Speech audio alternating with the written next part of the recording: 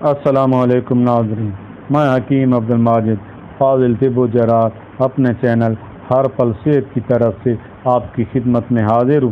ناظرین، آج اس ویڈیو میں جو نسخہ آپ کی خدمت میں پیش کرنے جا رہا ہوں وہ عورتوں کے مختلف مخصوص امراض جیسے سیلان الرحم، جریان الرحم اور رحم کی دیگر رطوبات کو دور کر کے عورت کو حمل کے قابل بناتا ہے۔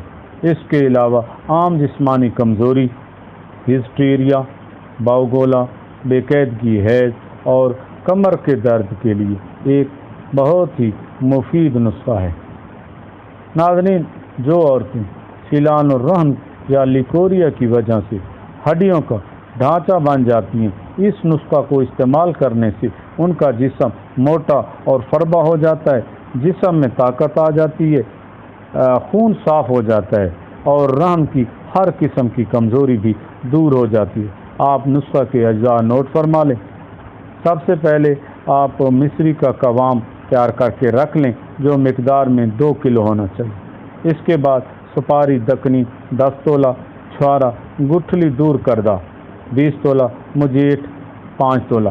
ان تینوں ادویات کو خوب کوٹ پیس کر 3 کلو گاؤ کے دودھ میں نرم آگ پر پکائیں اور چمچ وغیرہ سے ہلاتے رہیں۔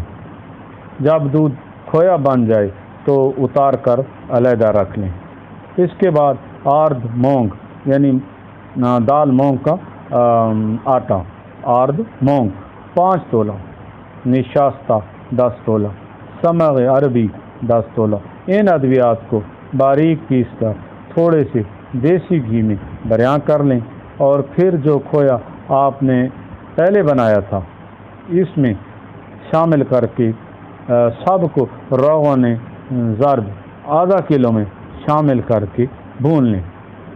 جب سرخی مائل ہو جائے تو پھر اس میں مصری کا قوام جو آپ نے سب سے پہلے تیار کیا تھا اب اچھی طرح ملا لیں۔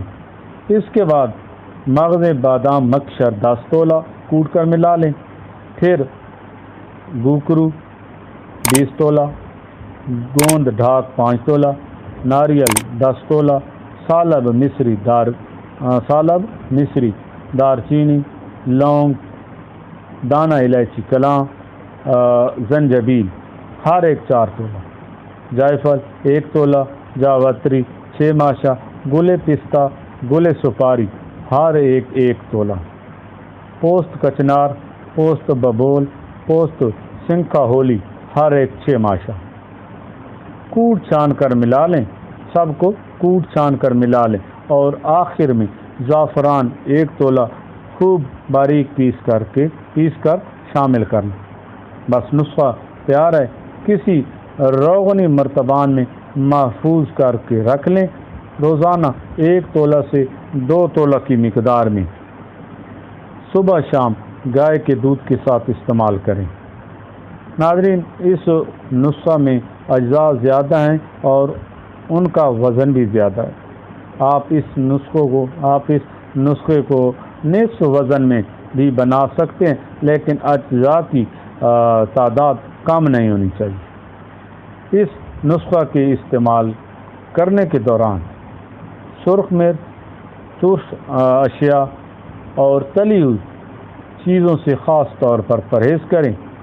پرہیز نہ کرنے کی صورت میں وقت اور پیسہ بھی ضائع ہوگا اور خاطر خواہ فائدہ بھی حاصل نہیں ہو سکے گا۔ آپ یہ نسخہ بنائیں اور استعمال کریں، آپ کو آپ کی منزل مل جائے گی انشاءاللہ۔ ناظرین، اب اجازت دیجیے، اللہ حافظ۔